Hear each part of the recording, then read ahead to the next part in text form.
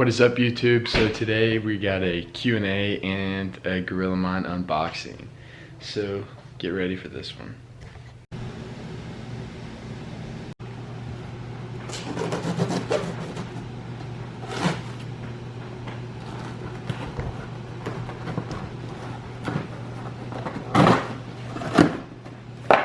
Alright guys, so we're opening the Gorilla Mind box.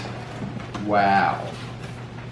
So we got some more Gorilla Mind post-workout.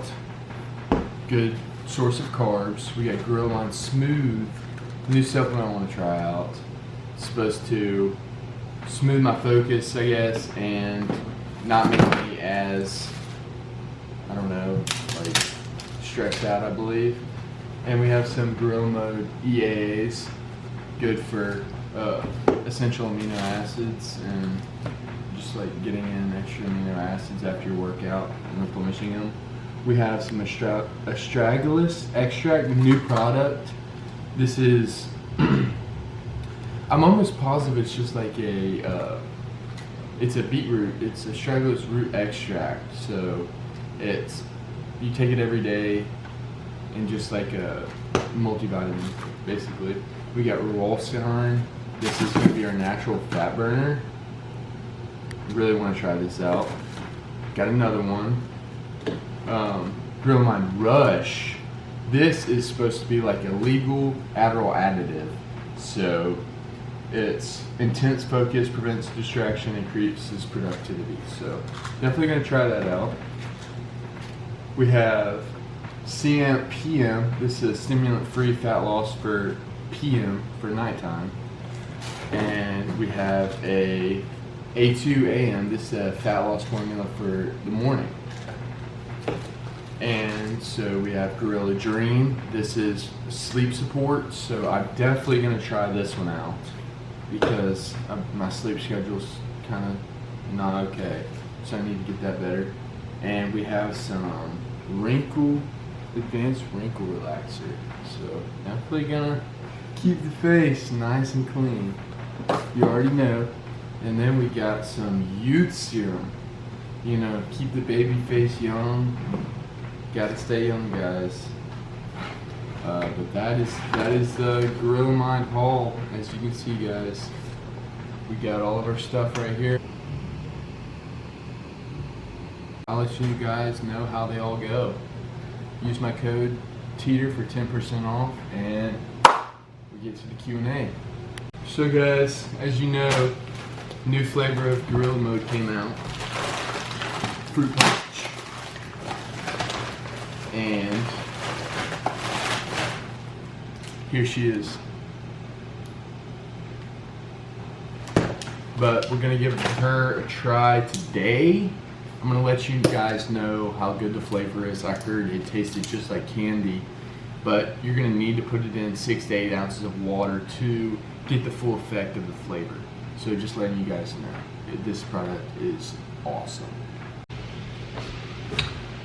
So guys, I asked y'all to ask me some questions on Instagram, and I'm gonna answer them on my YouTube channel, and that's what we're doing right now. So some of you guys ask some of the same questions, and we're going to answer all of them right now. So starting with the first question. Should I do all of them or just some good ones? Do most of them. Okay.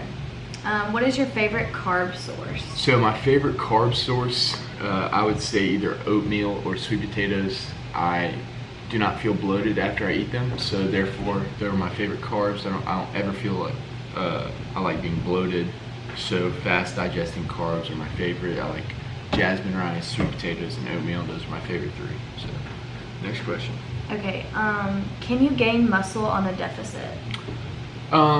You can gain muscle on a deficit if your protein intake is high enough, your intensity in the gym is high enough. All these key factors play in. You want to, if you're really looking to gain muscle in a deficit, you're really gonna have to really train hard. So, that's it. Okay, someone said, are you going to be Mr. Olympia? I am going to do everything in my power to become Mr. Olympia, and I'm 20 right now. As you guys can see, decent genetics, I guess. I work out every day, so that's. Okay. How do you cook your chicken, or what's the best way that you like to cook it? So guys, I'm gonna tell y'all a hack. This is what I've done for many months now. I'll go to Sam's Club, get 2 rotisseries, pull off the skin completely, and just tear out the 2 chicken breasts, and that's like 2 pounds of chicken in each rotisserie, and I'll get 2 rotisseries, so I'll have 4 pounds of chicken, and I'll go through that in 2 days. But I'll usually do a rotisserie, or I'll saute it in a pan with some low calorie, 5 calorie teriyaki marinade, throw it together, whip it up. Jasmine rice and Jasmine eggs. rice and some 2 scrambled eggs, but she's my go-to. Okay. This is kind of a hard question, but where do you see yourself in 10 years? You would be 30? I would be 30 years old. Where do I see myself in 10 years? 30 years old. It's hard. A house, a family, successful, hopefully. I'm trying to be right now, so hopefully in 10 years I make that happen. It's a goal. But yeah, hopefully have a family, have kids. Where do you see yourself bodybuilding, like in the bodybuilding world? In the bodybuilding world, I want to be Mr. Olympia by at least 24 years old, so that's a goal. Okay, what's your favorite body part to train? Favorite body part to train, guys? You guys know these. My shoulders. I like, Big shoulders. Yeah, I like cap and shoulders, guys. But I'll do, These right here. yeah, I'll do lateral raise and trap exercises like 3 to 4 times a week. But Okay. Have you ever considered taking steroids? so I've never considered taking steroids. I want to stay completely natural and live out my natural potential, and then when I reach my natural potential, I will then look into some type of supplement to help me, maybe in the future. Not even looking at it now, but yeah. Okay. What weight are you shooting for at nationals? So as you guys know, I was 163 pounds in my last competition, and so this competition, my goal was to at least gain 5 to 10 pounds of lean muscle in the few months that I had. Right now I'm sitting at 175 pounds fasted 3 weeks out, so therefore that means that I am 12 pounds heavier than I was in June. So yeah, I am hoping to stay around the 170s, 172. That's what my goal is. Okay, someone said, can you explain the process of how you progressive overload and how often? So progressive overload it's kind of complicated because you can't go in there and add a 5-pound plate every single week on top of your bench press. That's just not possible, guys. You got to be realistic. It's not only adding weight to the bar, it's upping your intensity. So if you make sure that your intensity is through the roof and that you're pushing heavy weight for a lot of reps, you're gonna grow. You wanna be in that area of pain for as long as possible, because pain equals growth. So, Do you have any tips for girls trying to gain muscle?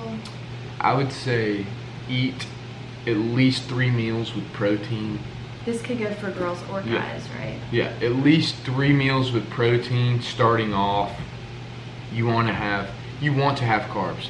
I don't care who you are, do not do keto. That is the worst thing. You will have zero energy, zero You'll be everything. skinny fat if you don't have carbs. Exactly. Yeah. So you want to have carbs in your diet. Carbs are your best friend. What is your SBD max? So squat, bench, and deadlift. I'm not a really big 1 rep max guy. I usually hit, like, if I'm going on bench press, I'll throw on two plates, 225 or 275, and hit it for 5 to 6 reps, maybe 8, 225. Usually go for 10 to 12. But I'm really a big hypertrophy guy and trying to get as much size as possible in the weight range that I'm in. So.